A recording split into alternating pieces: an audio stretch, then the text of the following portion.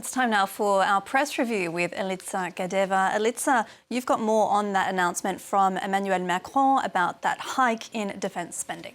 That's right, Caris.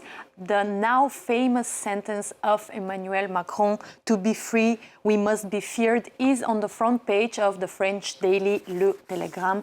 The French president also said that since the world wars, freedom has never been so threatened. And according to a poll in French right-wing paper Le Figaro, 7 out of 10 French people approve the new defense budget. And the headline here reads, "Amid crisis, the French endorse their army." And an announcement, of course, that coincides with France's National Day this Monday. That's right. And French daily Aujourd'hui en France here has more details on the parade that we're expecting very soon.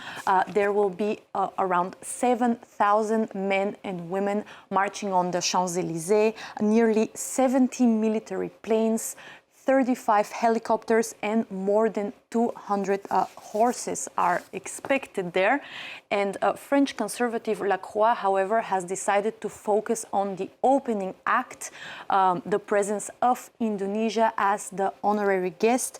And the headline here reads, "Indonesia in the spotlight, not human rights." La Croix says that Indonesia has been importing a lot of arms from France. That's why they're the honorary guest. But La Croix says that France is turning a blind eye to the massive crimes Indonesia has been blamed for. All right, Elitsa, moving on now to Spain, where violent unrest in a local town has been making headlines. That's right. And British left-wing The Guardian here reports that several people have been injured after anti-migrant unrest in Torre Pacheco. That's a town in southeast of Spain, and the clashes there started on Friday, but tensions have been boiling already since last week when a 60-year-old man was reportedly attacked by 3 men of North African origin. And Spanish daily El País here reports that right-wing groups have been threatening to hunt down migrants. And El País spoke to a migrant in Torre Pacheco, who was one of the people provoked. And he said that he is not aggressed by people from his neighborhood or locals, but rather people who are coming from across the region, who have been organizing on social media and right-wing groups there and are coming to the town to, quote, hunt down on migrants. All right, so do we have anything on the bigger picture of migration in Spain? Indeed, we do. Spanish daily El Mundo here says that 70% of Spaniards support deportations of illegal migrants, and that's a motion proposed by Spain's right-wing party Vox. And an editorial here by El País says that Vox is, quote, manipulating immigration. El País here says that Vox is using radicalized and xenophobic discourse and sometimes even conspiracy theories to justify the need to deport migrants. All right, well, staying on the topic of immigration, but now in the United States, you have a story on the United States Immigration and Customs Enforcement, or ICE's, deportment plans. That's right. And the Washington Post here says that ICE is planning to deport migrants to countries where they aren't even coming from. They're not citizens.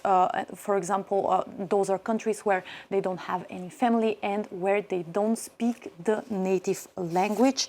And in some cases, they will be giving as little as 6 hours notice before being deported. And another article here in the Los Angeles Times talks about the data around the ongoing detentions. And the Daily says that even though Donald Trump vowed to deport, quote, the worst of the worst. Data shows that this isn't exactly the case.